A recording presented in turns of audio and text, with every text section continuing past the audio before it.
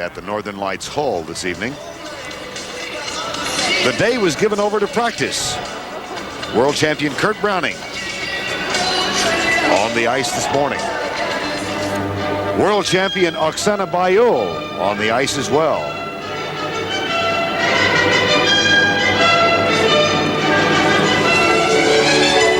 Tonight, the 1984 Olympic ice dancing champions, Torvill and Dean, their first appearance in Hamar. Last night, the first figure skating gold medal was given. It was a wonderful night for the skaters and their families. The joy and triumph that is the essence of the Olympic experience is not confined to only those athletes who capture our hearts through the beauty and courage of their competition. The release and relief that is the effort's aftermath. A collective breath held for the thrilling danger. The irrepressible hope of achievement.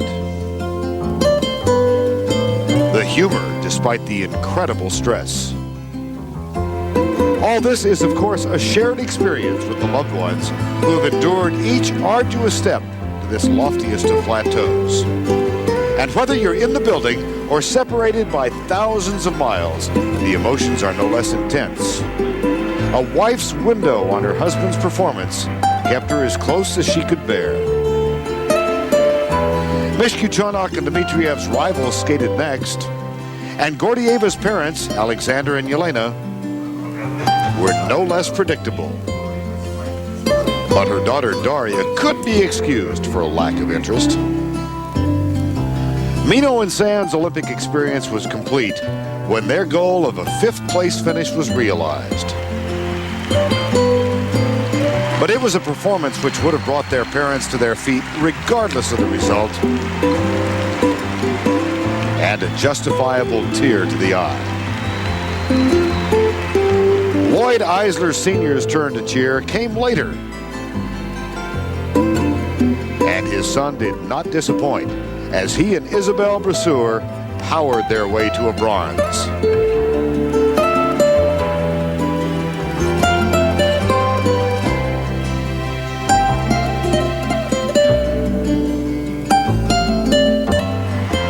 They brought the house and Dad's hat down. They knew they had skated their best, and so did Lloyd Sr. Artur Dmitriev's wife, Tatiana, white-knuckled her way through a passionate performance.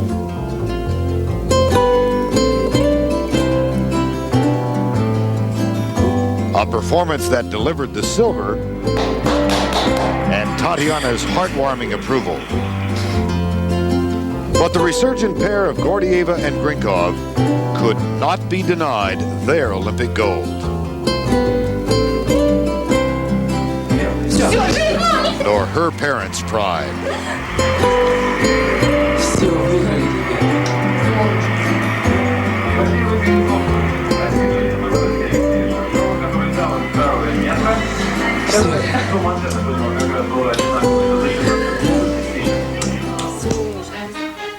Among the favorites in the men's technical program tomorrow night, Canadian champion Elvis Stojko, 92 gold medalist Victor Petrenko, U.S. national champion Scott Davis, and 1988 gold medalist Brian Boitano. Prior to his departure for Norway, Boitano sat down and spoke with Greg Gumbel.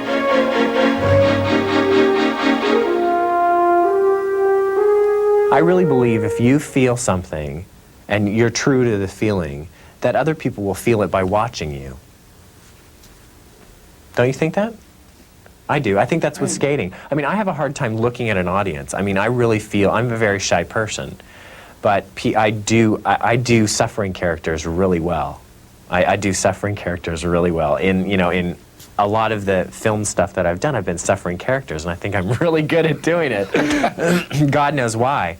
But You don't do eye contact with the audience? It's difficult for me to do it. It's difficult because I am shy, and when you're being a little bit vulnerable out there and showing a different side of yourself, it's hard to make that contact. It's almost, you know, you want them to watch, but you don't want them to see it, you know, in you. How did you feel in Detroit at the Nationals? I felt, well, how did I feel? I was, I felt under a lot of pressure in Detroit, but at the same time when I got on the ice, although I was nervous, I felt in control.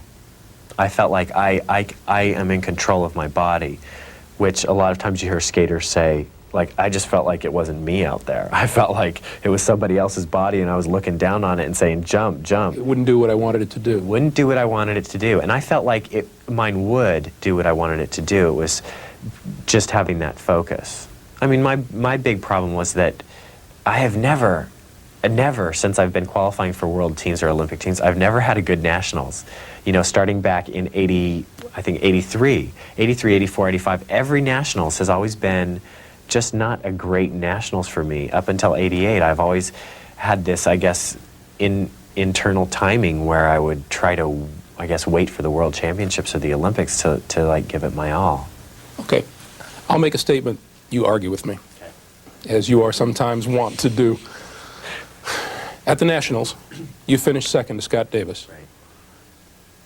I would be very surprised if you were willing to settle for that. Right. I You're would right. be very surprised. You're right. You smiled, but I would be very surprised if you were in the overall picture pleased with Brian Boitano. No, but let's look at what, this is my argument. Let's look at what that did for me. I took the days off. I took 2 days and I went to Toronto to Sandra Bezic, my choreographers, and I made drastic changes in my long program. I changed the opening, I changed the ending, I put triples where they weren't, I took other triples out where they were. Why? Because I wanted to make the program better. And for someone to go after a national championship, if I would have won, I wouldn't have made those changes and maybe been you know, sacrificing something in Lillehammer. I mean, you don't know. I really think that things happen for a reason. And although I was really disappointed with not winning the national championships, I wanted to be the national champion. But maybe there are other reasons why I didn't. Would I have made the changes that made the program so much better? Would I have felt that there was a little bit of a release for the pressure that I was under, that people expected something from me that I expected from myself? I mean, this has all been emancipation for me, really. I feel better now. I feel like I'm at the bottom of the pile working back up to be where I want to be. So yes, you're right that I wouldn't want to settle for that, but now I'm working back up where I feel that the energy is coming back up for the Olympics. When we return, I'll look back at Brian Boitano's gold medal winning performance from 1988. Practice is underway at the Northern Lights Hall tonight. The skaters have been given the night off. Tomorrow night, the men's technical program. By order of draw, Brian Boitano will lead it off. He will skate number 1. Victor Petrenko skates 5th in the program.